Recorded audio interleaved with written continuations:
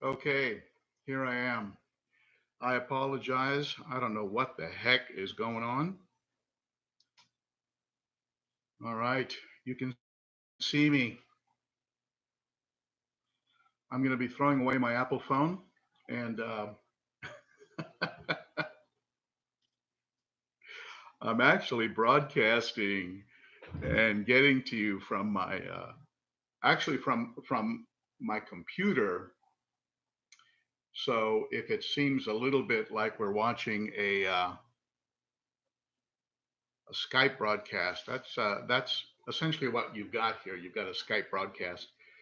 So so welcome to all of you. Finally, I'm glad I could actually get on. And if you're watching from Chicago because you're at Aquashella, I just want you to know that I hate you. And and of course I'm joking. Of course, I would have loved to have gone to Aquashella, but I couldn't make it. And but at any rate, I welcome all of you to the live stream, and I'm going to be contacting. I thought I had this thing figured out on the phone lock orientation thing.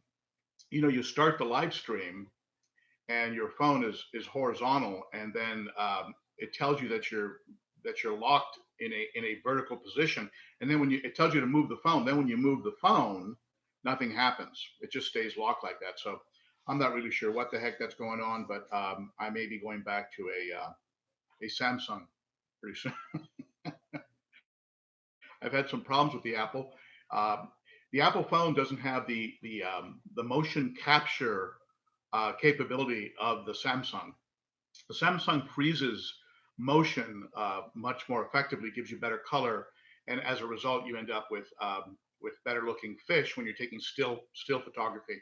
And that's even the people who are diehard Apple people admit that the Apple phone doesn't really take still photography as sharply and as good as a Samsung does. So at any rate, welcome everybody. Thank you for going through my usual morning scramble. And a shout out to the moderators, Candi and Candi. Thank you so much for being there, and Kevin and Dennis. Thank you, Dennis. You're in Aquashella land. That'll be easy for you. My problem was the travel and the expense associated for a 1 day trip. It didn't add up. Unfiltered Aquarius, thank you so much. Now, I want to thank those who did a super chat last week. The Waterbox, thank you so much, Waterbox. Jerry Martin, thank you so much for last week's super chat. Adam C, thank you so much. And Rob Shannon, all of you are very appreciated. Thank you so much. Also, I want to welcome and acknowledge those people who were very far away. I know last super chat we had somebody from China, believe it or not, someone from China, Mexico, England, Nova Scotia, Canada. So welcome to all of you who are very far away. I hope starting a little bit earlier works well for you. I have some questions that I want to take up that were brought up in the last super chat. And for those of you who are just arriving, welcome to Cichlids and Coffee.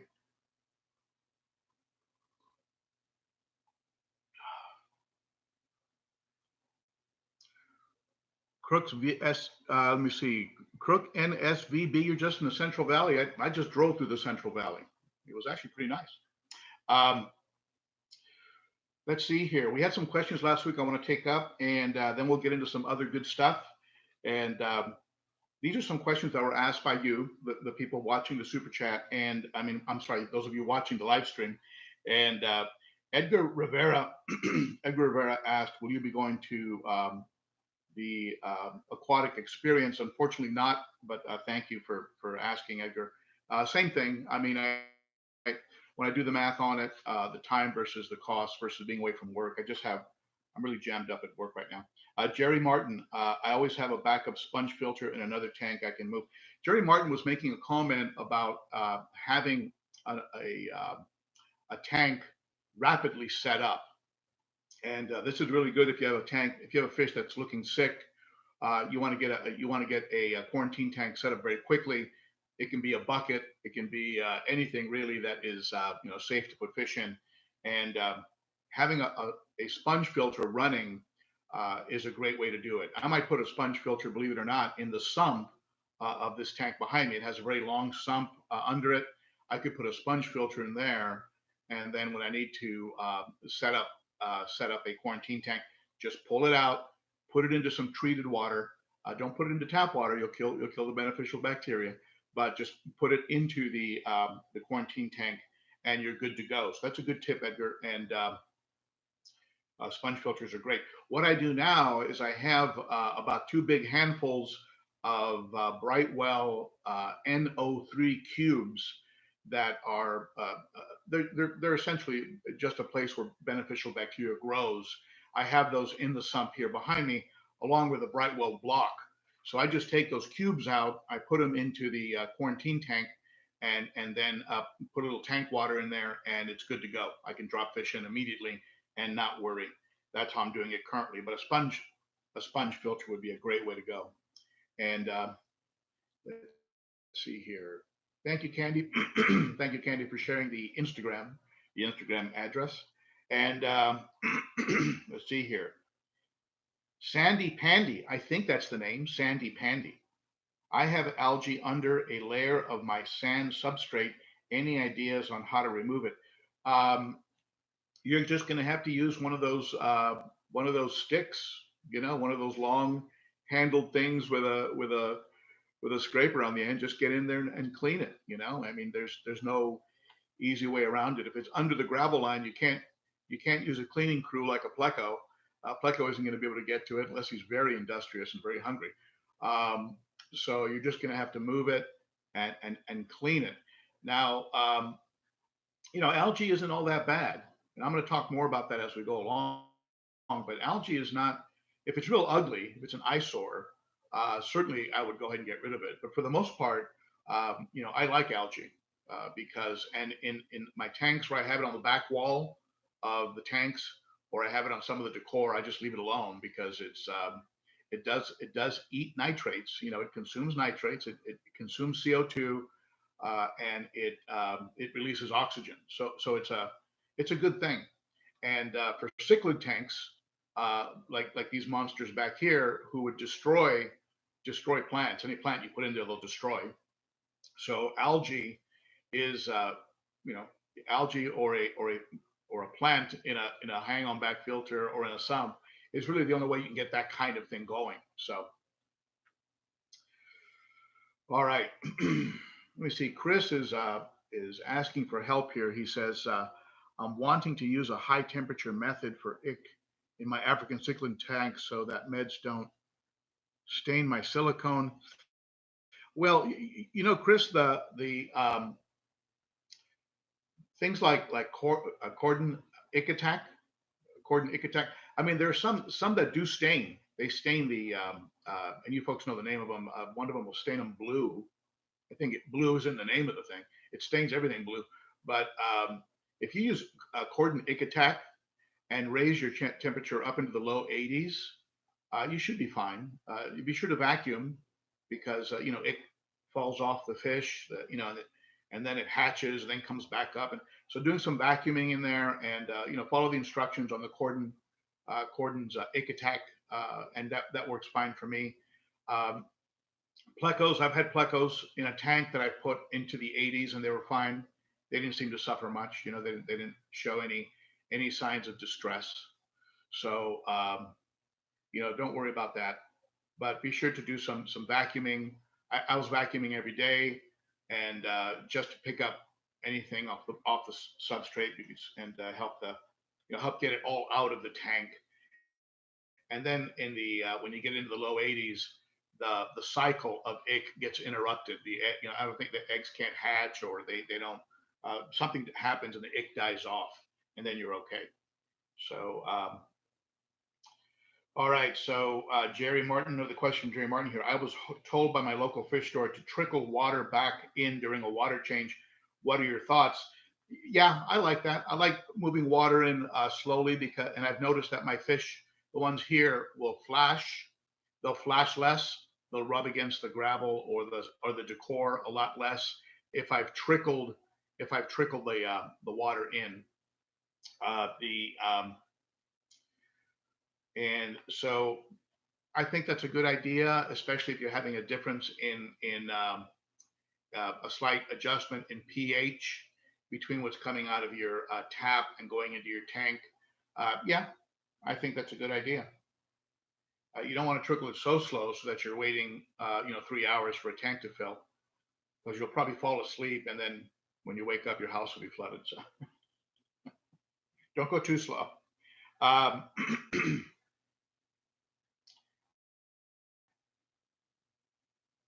Somebody asked under the video, under the last video, under the last live stream, how many predators do you have in the 150? Um, if you classify them as predators, the ones that I would classify as hardcore predators, you'd have to have the Malawi trout. I think I'd call him a predator, especially if you've ever seen him attack a piece of food. He's definitely he can ambush just about anything. The Venusis, the eye biter, those are preds. The Fusco is a predator. Um, the hawk, even though hawks are what I call goofy fish. Hawks are kind of goofy. Maybe you've had a hawk that wasn't. The hawks I've had have been kind of goofy, but those are predators. So five. The answer is five. I have five predators in the tank behind me that you would call technically predators. The Plastidochromos johnsoni, the Taiwan reef. Those are not predators, and some of the new acquisitions, like the red empress, fish like that. Those are not predators. And I mean, technically, I don't think you'd call them predators. Certainly, if you dropped a little fish in there, they would go after it. And if that's a predator, then they're predators. And so let's see here. QSA Fall Rising. QSA Fall Rising. Love that name. I don't know why I love that name. So Ben, are there peaceful African cichlids? You know that the Anginus, the Anginus, the torpedo hap, I find is one of those goofy haps. I have found the sand divers to be kind of goofy and fun, and not really that crazy about killing everybody. Certainly your Z-Rock hap, your autopharynx, like your tetrastigma. Those are relatively peaceful haps. They'll have their moments. Every African cichlid can have its moment, but for the most part, those are pretty good haps. If you're looking for a more peaceful hap, in cichlids in general, Plastidochromos. If you're looking for a tank that's relatively calm, go consider Plastidochromos. That's your star sapphire, your Maduka white lips, your johnsoni, your Jalo reef. Those are gorgeous fish, beautiful fish, and they're pretty cool. They're pretty calm. They're not into necessarily killing each other. Even though I will say that the white lips in my 100, the Maduka white lips, he runs that tank. He is the boss of that tank, but he's a very peaceful boss. He's a calm, peaceful boss. Are you having a cup of coffee? I hope so. So let's see here. Anthony Kramer. I'm also looking to get a Malawi eye biter. What's your experience with them? Also, he asked about a living stone eye and a hawk. I've commented on these already. The hawk is they're cool fish. They're not that crazy. They're not that aggressive. They can get large over time. They all can get large over time. The hawk will take a long time to color up. That's been my experience. So try and get an adult male if you can. The living stone eye can color up earlier. I've got a beautiful male in the 100. Who, if he puts on another inch, I'm gonna have to put him in here and just cross my fingers. He's got a blue face, beautiful markings in the body. they can be very aggressive. The livingstone can be very aggressive. The hawk, not so much, from my experience. This is my experience. Your experience might be a little different. Eye biter. Look, eye biters can be jerks. And if the eye biter wasn't being kept in check right now by the Venusis in this tank, the Venusis keeps him in check. This morning they were going at it a little bit. The Venusis had him pretty much under control. But if the eye biter ever took over this tank, there'd be problems because they can be jerks, beautiful jerks. They're beautiful, and so you'll cut them more slack than you would another fish, but they can be jerks. I would get a slightly larger hawk, and a smaller eye biter, and then a smaller still living stomach, and then let them kind of grow up together that way. So they kind of figure, they kind of establish kind of an order that way, and to have them grow up a little bit together. But don't be surprised if the living stone or the eye biter, when they put on size, change things up. They'll change up the orders. And Matthew Holt, how many cichlids would you keep in a 55? How many times have we asked, have you been asked this, you folks out that have a channel, you get asked this question so much, and it has so many variables involved in it. How often are you gonna change water in that tank? What kind of filtration are you gonna have on it? What kind of cichlids? How big do they get? There's just a lot of different factors. In a 55, I mean, if you folks out there that are watching, you have an idea, how many cichlids would you put in a 55? I'd probably put 10 or 15 peacocks, max. And then I'd start shopping for a 125, because that's where I'd probably end up ultimately. But I started in a 30, and then I went to a 60, and I outgrew that real quick. Went to a 135, and then ultimately a 150. So I've joked about it before. I'm going up in 15-gallon increments. I'm looking for a 165. I can't find one. So someone, let me see. Someone called I Keep Fish 2. I Keep Fish 2. How long does it take haps and peacocks to color up? Well, this is different. There's like your flame tails, they can take a long time. And I've got fish, and I've got other fish like I've heard Taiwan reefs take a long time, but I had a Taiwan reef that, well, that's actually a Protomelus, but I had a Taiwan reef that colored up very early. So there's exceptions and to all the rules, but I would say at around 3 inches, you should start seeing some nice markings.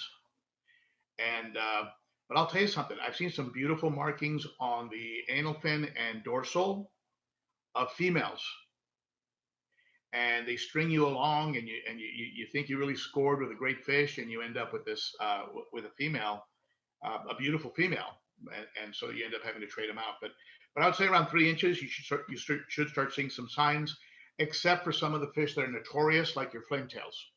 Flame tail, you might get up around 4 inches and then start to see some color. The someone mentioned Nimbochromis. Yes, Edgar, Nimbochromis. Even though you're right, the linny is what I call one of those goofy fish. A linny is a goofy fish. He just kind of hangs around, and if there was some fry, between some rocks, that's what his snout is made for. He's got that long sort of snout. It's made for sucking fry out from between cracks and in between rocks and stuff. And so if there was some of that in there, yes, he would be a predator. He'd go down and get that fry. But he's not the kind of predator that is actively aggressive and going after other fish, even though he is a Nimbochromis. But compare that to a Fusco or a Venusis, where they just lose their minds. They can just lose their minds and become absolute serial killers. Let's see here.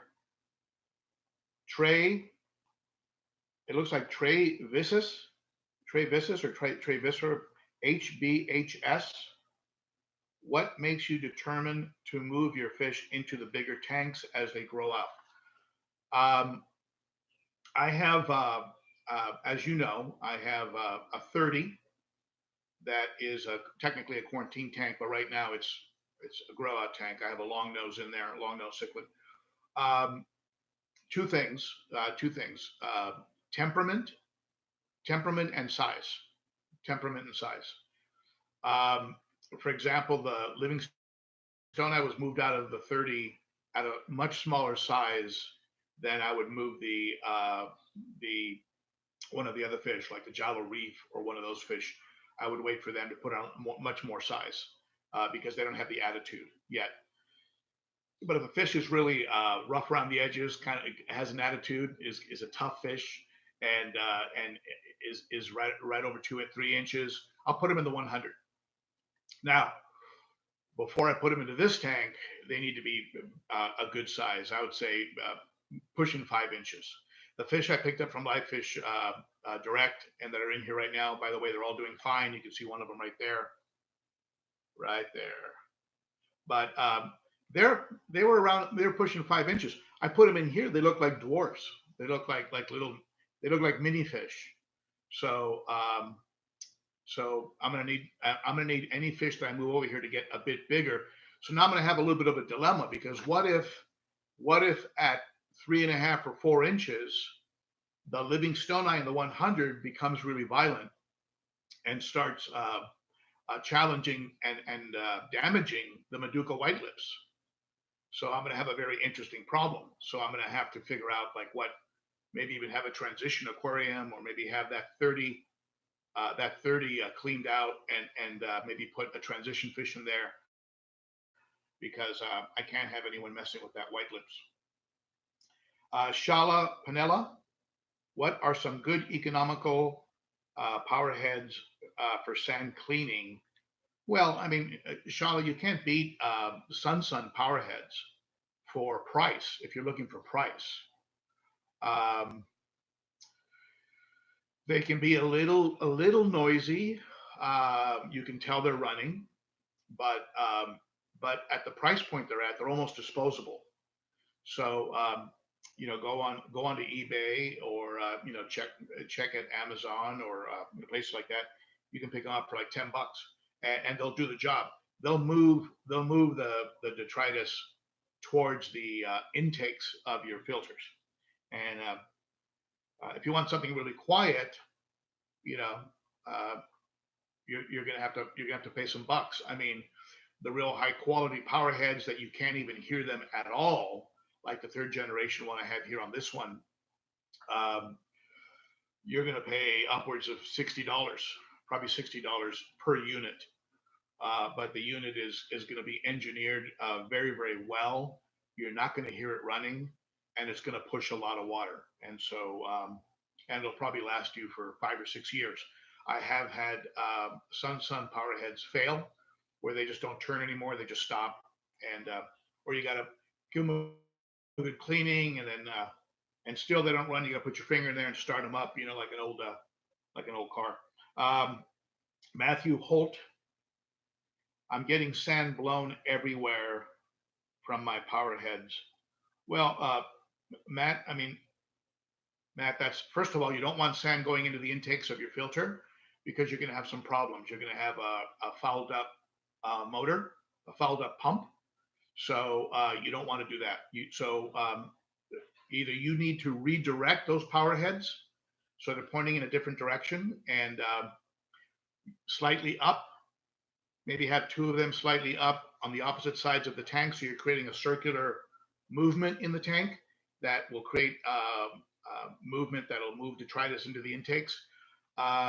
Or your power heads are too strong. You bought power heads that are too much for the size of the tank that you have. The power head here pushes over 2,000 gallons an hour, and it's barely enough for a 6-foot tank that's over 20 inches from front to back. So, but I have a dual Sun power head in the 100. Behind all the plants on the right side, there's and it's kicking up some sand and creating a slight little trench. So I've got to redirect the heads upward a little bit. And that's something I'm dealing with right now. I had taken that Powerhead off when I did the big transition. I put the sponge pre-filter on the FX6. I took the Powerhead out and I put it back in because I was seeing a little bit of waste on the bottom under the sponge. Now everything is getting cleaned up nicely, but I'm getting a little bit of a trench. I do not want fine sand going into that FX6, even though it'll probably get stopped by the sponge, but still. And the sponge is better than the normal grill intake for that kind of thing because the sand just goes right in. On the sponge, at least it can get caught a little bit on the sponge. But still, adjust your power head and maybe consider getting some power heads that are a little bit down in gallons per hour from what you have right now. You might be overdoing it. Don't throw them away because you'll use them when you get a bigger tank or give them away. Josh Sterling, how many peacocks is too many for a 220? Okay, those of you that are in the chat, those of you that are commenting, how many peacocks are too much for a 220? Someone's going to say 100 and someone's going to say 10.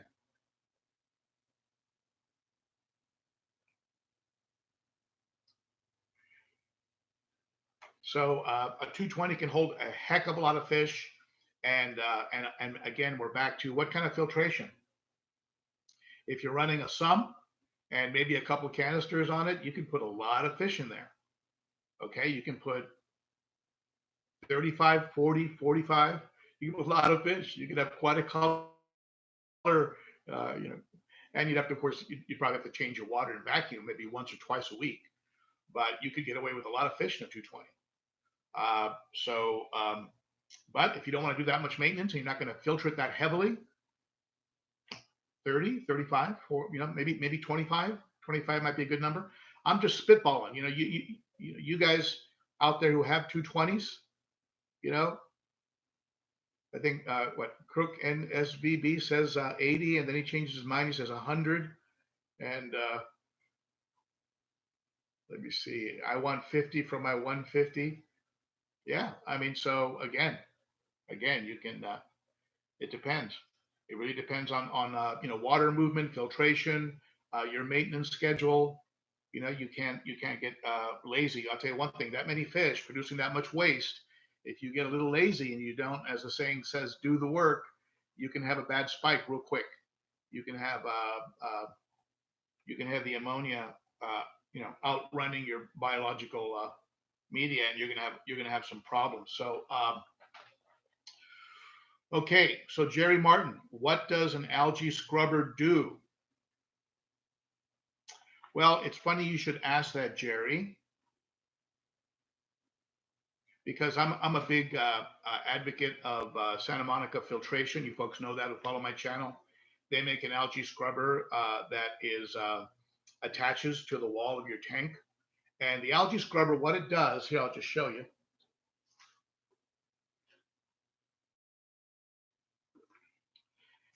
What an algae scrubber does is it simply produces algae. This is a brand new algae scrubber from Santa Monica Filtration. When you work with a good quality company, this is what happens. I told them that the algae scrubber in my sump had become disconnected.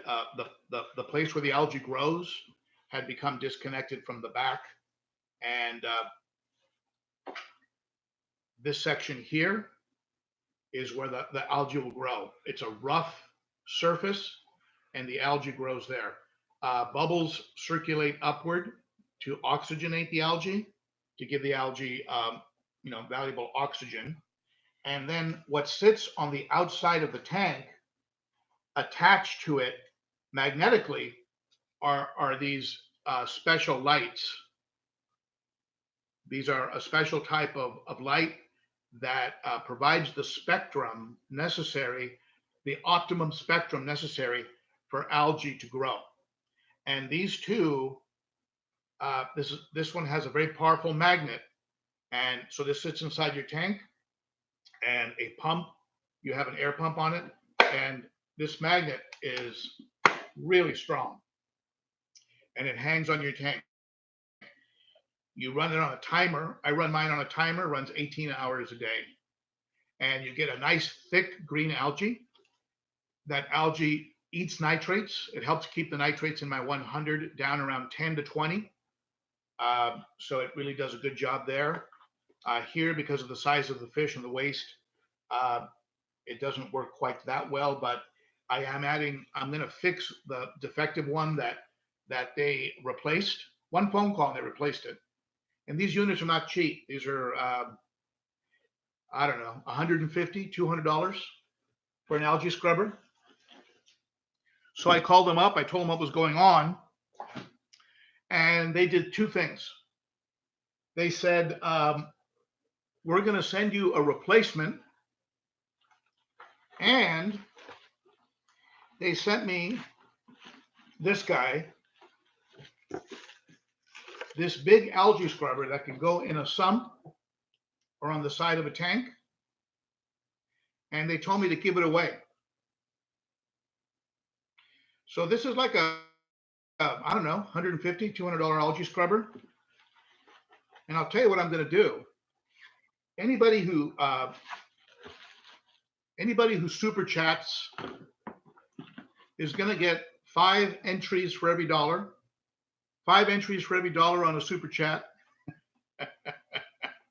And after this video posts to YouTube, anybody who comments will get 1 entry for every comment.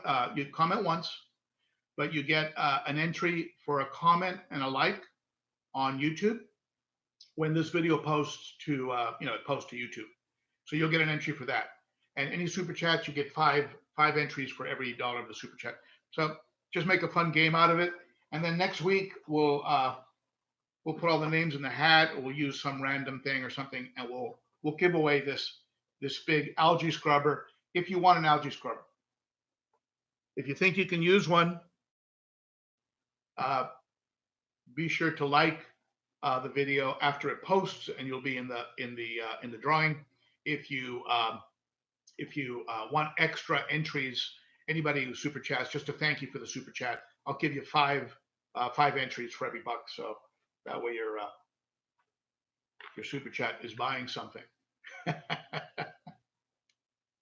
Now, some of you thought I was going to rant about people who give away things to build their channel, and here I am giving away things to build my channel. I know John Hudson over at Tank Talk, he just did a big giveaway, and I thought that was awesome what he did. And so here I am jumping in. One other thing, there's a company called Senzeal, Senzeal, and they have a Facebook group, Senzeal Aquarium Group, and you can also find them on the web, senzeal.com. I'll put the link under the video after it posts. And they sent me this awesome light called a Virgo Concise Perfect 10-watt Model X5. Super slim, super bright. And this light, if you watched the live stream a few weeks ago, this light is awesome. This light is very bright, and apparently it's full spectrum, so good for plants. Let's see here. So thank you, Alan. Thank you, Alan. Thank you very much. That's 50 entries in the for the algae scrubber. So this light will be second place. So again, you get 5 entries for every dollar of a super chat, plus an entry if you like after this thing posts to YouTube. I'll send you this light as second place. So it's a great light, very, very bright, attaches to the side of your tank. It just slips in, and be sure to visit these folks, Senzeal. I'll include the link under the video when I get to it. Probably not going to be till tonight, because after today's live stream I have got to run, which is why I started an hour early.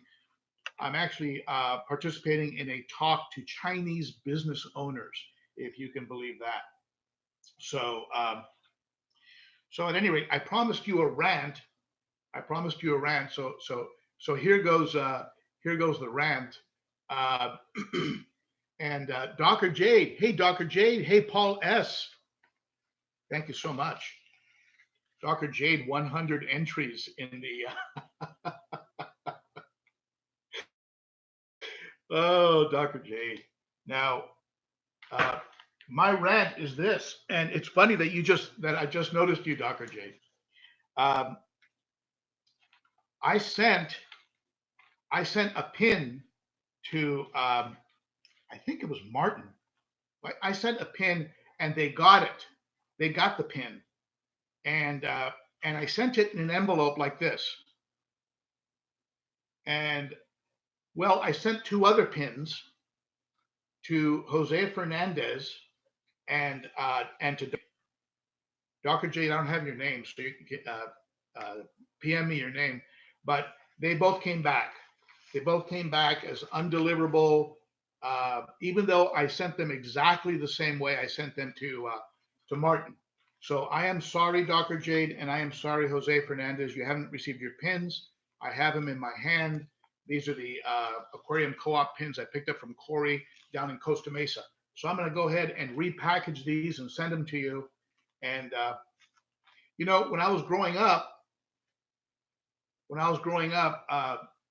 you could write an address on a coconut.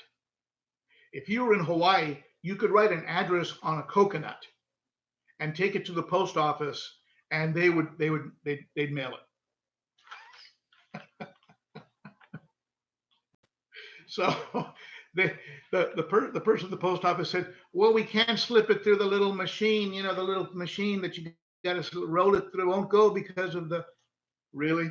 You can't do a hand stamp on this thing? Anyway, so yes, Dr. Jade, you didn't get your pin because the darn post office sent it back to me because anyway, send me your name, Dr. Jade, and I'm going to get it to you. I promise. And that was my, now I'm going to give you one more rant and for the same price, like 2 rants for the price of one. If you work for Northfin, if you're out there and you work for Northfin, do you know why I have this clip on the bag?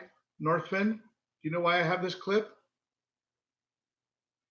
I have this clip because your bags don't seal.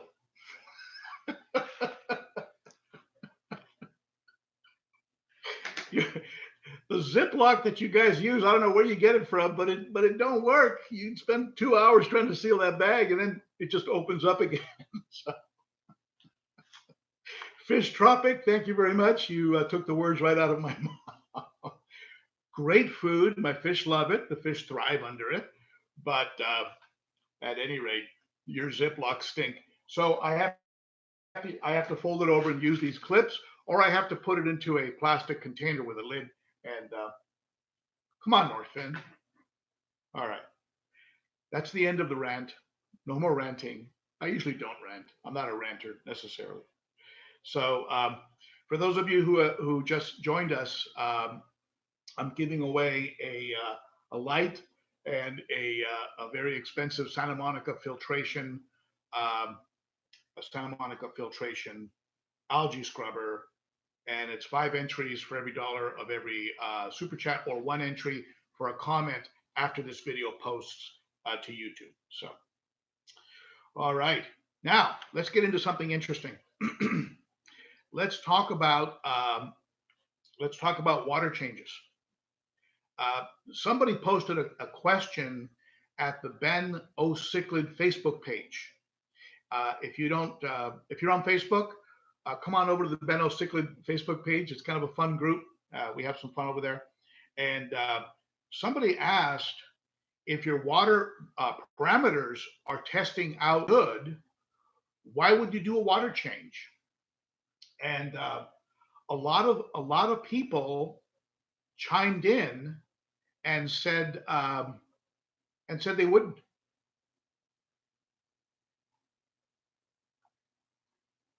They said they wouldn't do a water change if the water parameters were testing well. Now, I'm going to give you my opinion on that, and it may or may not be what you think. And certainly, I would go ahead and comment. And I love the Convo gang, and I look at these comments after these videos post. I go back and I go through them and I read every single one, and I pulled some of them for next week's live stream. So comment away. I'm not ignoring you, but if I look at the scrolling comments, I will get distracted. But somebody made a good number of people were like, no, why bother? Don't do the water change.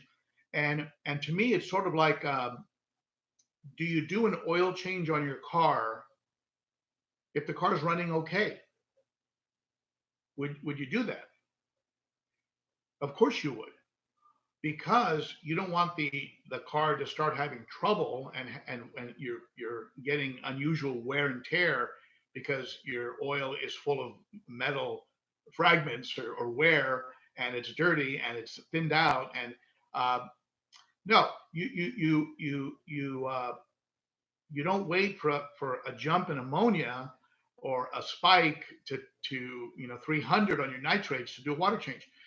It's done as, in my mind, it's done as a preventative measure. It's done to provide your fish with the best quality life experience, right?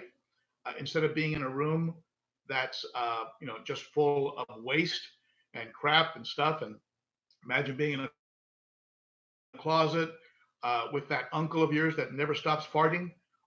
Eventually you'd want to open the door and get some air in there, right? So all of us have that uncle, right? So these fish are living, even with good filtration, that waste is still in the system. So you want to vacuum, you want to change your water, you want to replenish minerals, your minerals which can settle, and you want to. I've heard that removing hormones, that's also important. That's an important reason. And it just really freshens up the tank, and you can see it in the activity of the fish. They start to demonstrate breeding behavior. They fire up after a water change. Those are all things that happen with healthy fish. Sick fish don't breed. Sick fish don't show breeding behavior or colors. They don't go into a breeding dress. So when you see that after a water change, that's a good thing. It might create some havoc, like it does in my tank. The Venusus tries to pair up with the Fusco and go into a breeding dance and chase away other fish from what they think is their breeding pit. And but those are all good signs. So in my mind, don't wait for your water tests to come back negative, and then use that to trigger a water change. I think, in my opinion, that is asking for trouble. And if you get a runaway spike of some kind, you get some sort of situation going where there's a spike in ammonia or nitrite or something, it'll be too late. You can do a water change, and your fish are going to be suffering, and you're going to have some problems. What do you think about that? What do you think? Do you do your water changes routinely? Do you wait for your tests to tell you should? What are your thoughts about that? I would like to know. And so let's go ahead and now talking about water change. My water change sequence is one that I stole from Corey and over at the Aquarium Co-op. Corey is, I think, one of the most knowledgeable and probably most legit guys out there in aquarium knowledge. And what he does is he does all what he calls the housekeeping. He does all that first. And by that, what he means is, he scrapes the glass, he gets the algae off the glass, does anything he wants to do, internally, and gets all that done. And then he vacuums and does his water change that way. The vacuum, of course, removes water from the tank and then removes any additional water to get to the percentage of the water change he wants. I go direct from the tap into my tanks. I know some of you don't like that. Some of you have water sitting in tubs that is just sitting there and it's gassed off. It's ammonia. Here in Southern California, they use chloramine. I think it's called chloramine, and chloramine doesn't gas off. The water can sit there for a very long time, and it's still in the water. So you're going to have to treat and do steps anyway. But so when the water is going into my tank from the tap using the Aqueon system or the Python system that I have, I'll go ahead and add some of this C-Chem Safe that I pick up from my friends over at Super Cichlids in Delaware. And I have the dose in big writing on the cap, so it's impossible to forget. And when I buy a new container, I just switch the cap to the new container, so I always have the dose right in front of me. And a quarter teaspoon of this stuff is like for the tank behind me. You can use a little more than half a teaspoon, and that's enough.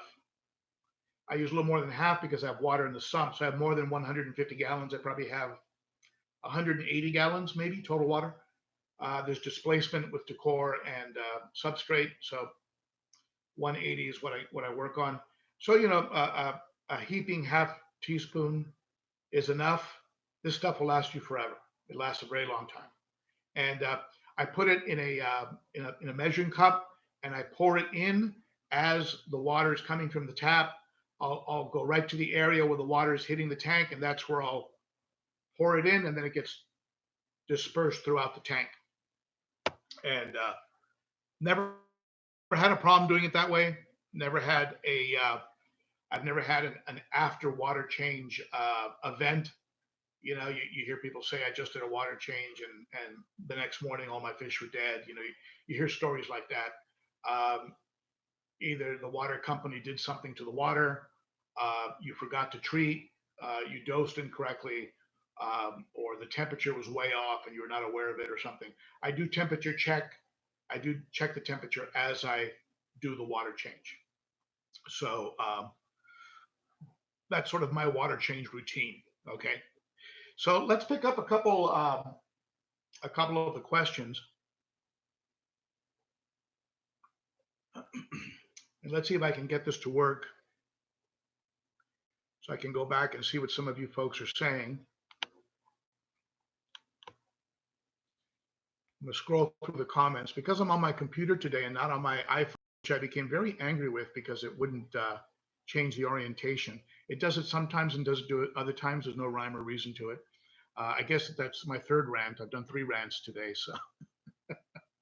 So let's see here.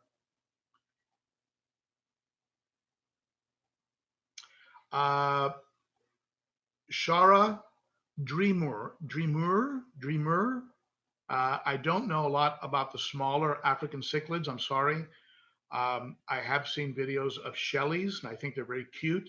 And I think one of our moderators, Denny's Aquatics, Dennis Rudell, has some Shelleys, very cute fish. But I've never had the very small cichlids. Even though before I got into African cichlids, I had rams, which are I guess a South American or a New World cichlid, and they grow, I don't know, just a few inches. Blue rams, German blue, golden rams, beautiful fish, gorgeous fish, and they got along well with the with discus, which I had at the time. Emily Thompson, thank you for making it to the live, and from Australia. Emily, if you're still there, thank you so much for joining in. And main tank had to leave, helping somebody move. Okay. That's nice of you to do that.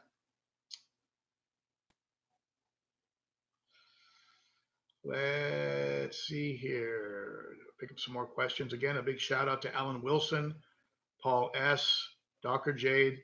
You folks are very appreciated. Thank you so much. And Sandy Pandy, USPS, not very good lately. Yeah, unfortunately, that's true. I found that to be the case, and I'll tell you what's also changed a lot. Many years ago, I used to travel, and I used to fly into 2 or 3 cities a week, and we'd arrive sometimes.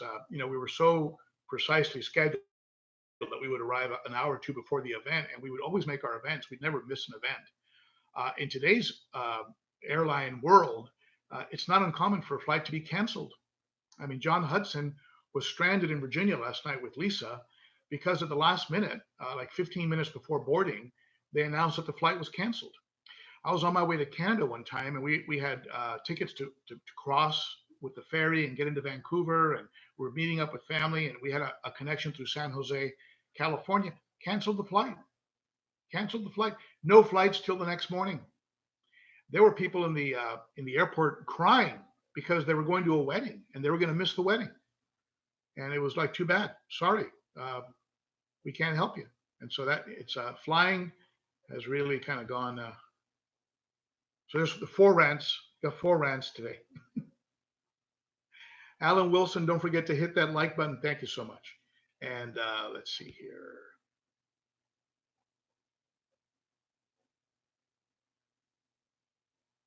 Yes, Alan Wilson. It replaces nutrients when you do a water change.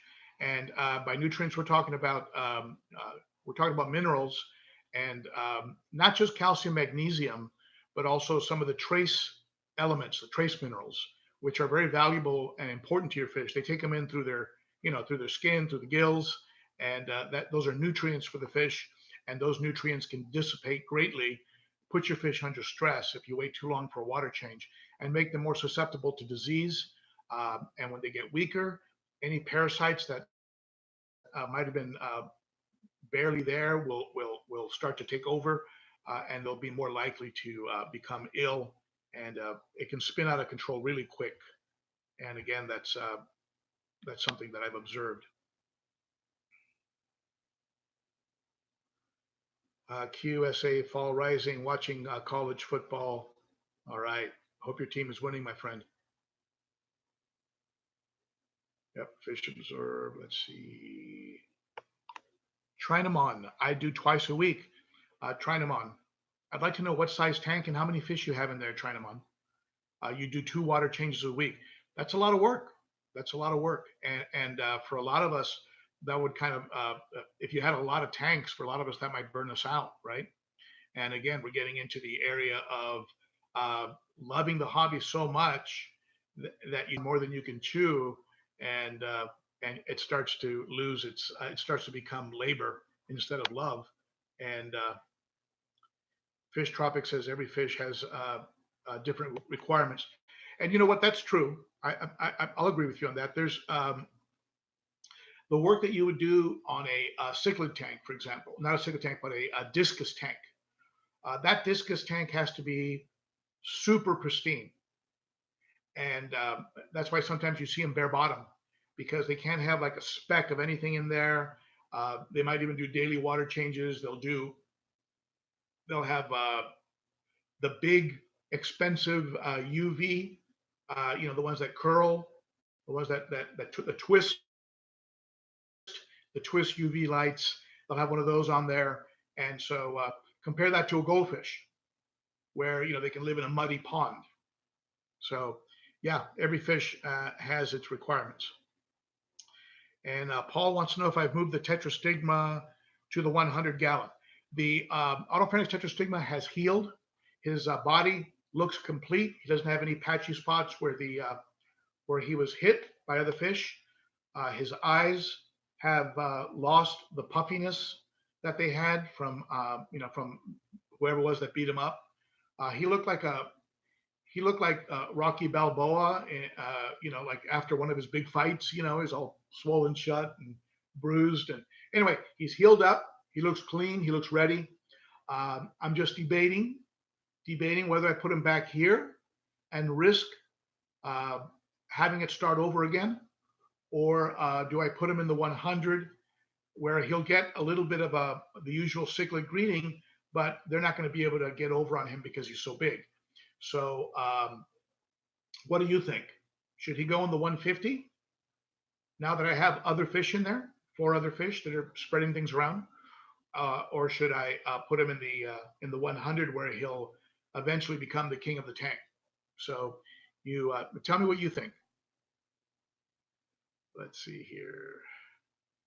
William Jansen, water change every 10 days.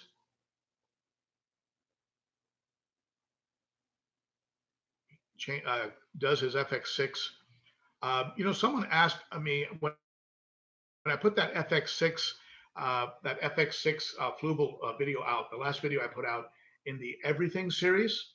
Do you guys like that Everything series where I'm just breaking everything down? If you like that series, tell me, because I'm going to let me know.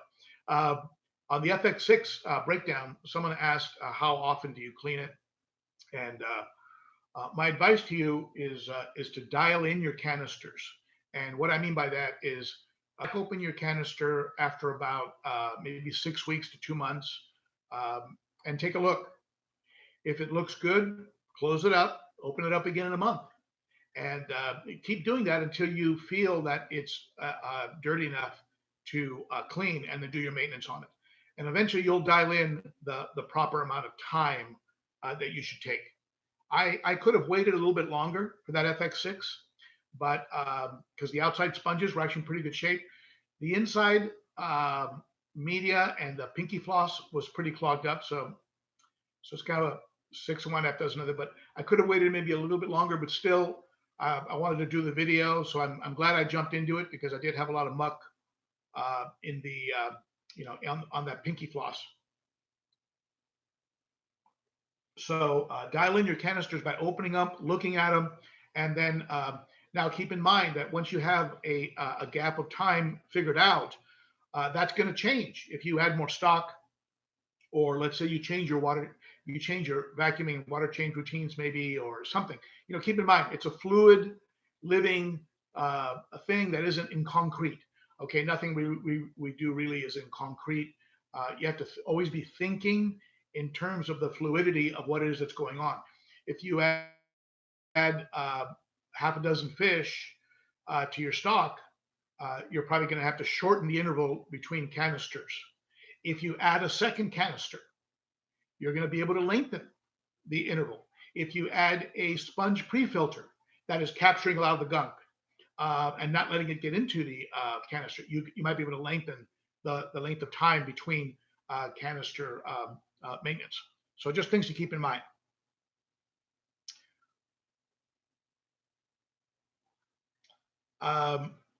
You know what? I hope you're wrong.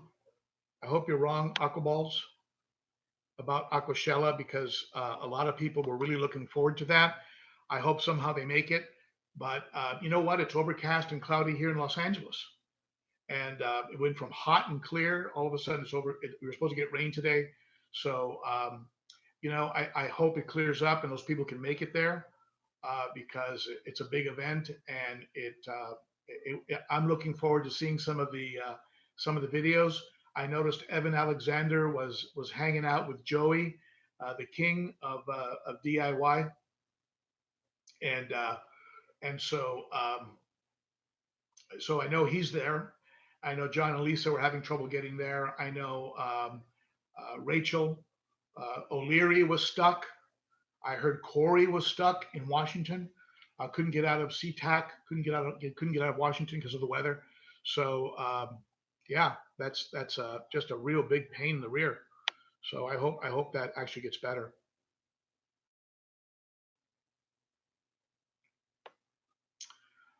Right now, there's probably, I don't know, I've got about a QSA Fall Rising. Hello. In the tank behind me, I have probably 10 fish, 11 fish. I'd like to add some more. I'm going to add some more. Aquaballs has 27 tanks. You're my hero, Aquaballs. Love that name. Let's see. Let's take a look at some other comments here.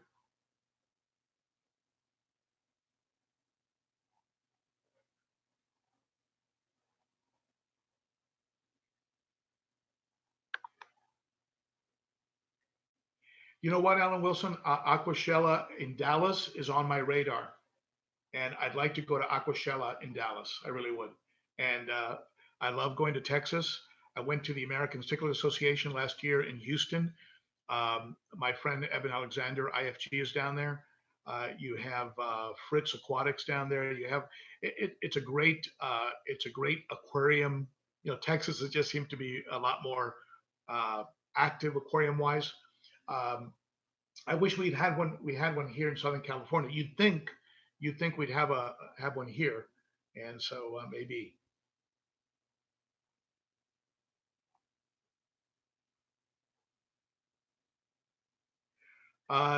2000 ZX2. 2000 ZX2 wants some tips on setting up a tank.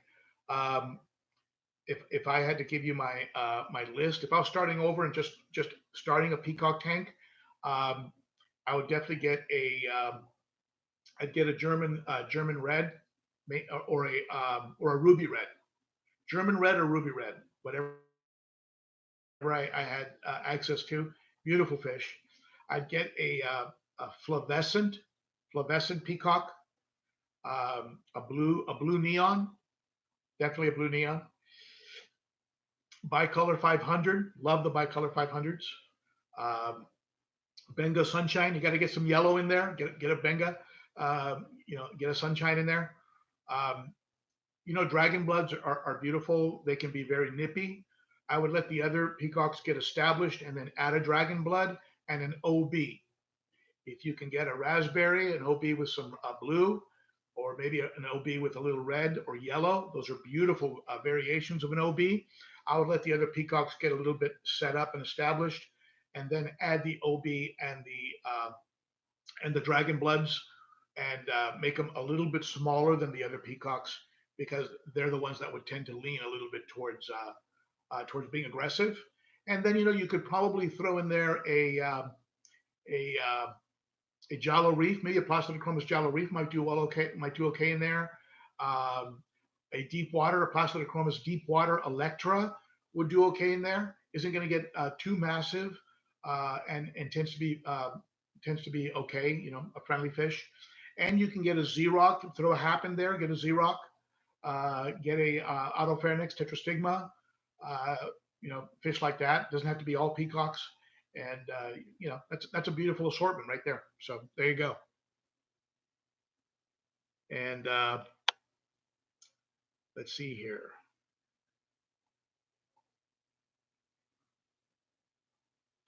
Matt says he's moving the eye biter into the 150. Yeah, I think an eye biter needs a 150. I'm this guy right here, the Malawi trout, is getting so thick and large, and I'm gonna have to, I could tell he would be so happy in an 8-foot or a 10-foot tank. He's just a torpedo, and would probably love to be able to get out of second gear and be able to move around. This tank behind me is over 20 inches from front to back. Has a lot of turnaround room for the bigger fish, so it's not a jammed up tank. I don't like tanks that are short from front to back for the bigger fish, because they don't have that turnaround. I like to see depth in the tank. This is why I don't like backgrounds that are really built up, because they take away a lot of the swim space from the fish.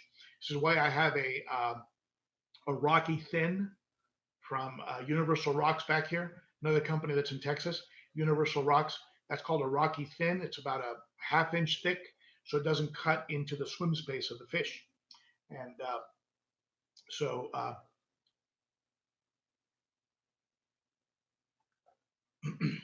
so there you have it. Need to set up a trading fish channel. Just an idea. Someone, R. Baglio, set up a trading fish. I think there's some places on the net now where they have, and I can't think the name of it. There's one place that almost has like a fish auction, and you can go to it, and they'll have fish up there, and they'll have bids and stuff like that, and so at any rate, yeah, there are places like that on the web right now that you can go to. So we've run a little bit over, but that's okay, because I had that little bit of a rough start in the beginning. So I want to thank all of you for showing up. A special thank you to the moderators. A special thank you to the Convo gang, all of you who have commented. And don't forget, if you super chat, you get 5 entries for every $1. And if you comment after this posts, comment once, you get an entry in the drawing. We're giving away a nice big Santa Monica filtration algae scrubber. And that's like $150, $200 value. And we're also giving away this second place is going to be this real nice little light that was provided to me by Senzeal, Senzeal. Visit him on the net. And I promised Dr. Jade and Fernandez, Jose Fernandez, I promised to get you your pins that were returned to me by the post office because the envelope wouldn't go through the little roller. Okay, all right, I get it. Thank you, everybody. It was great having you here, and those of you who are in Chicago, have a lot of fun at Aquashella, and I really don't hate you for being there. I'm glad you're there. Have a lot of fun. Post a lot of videos, and that's it for me. Okay, thank you so much, everybody.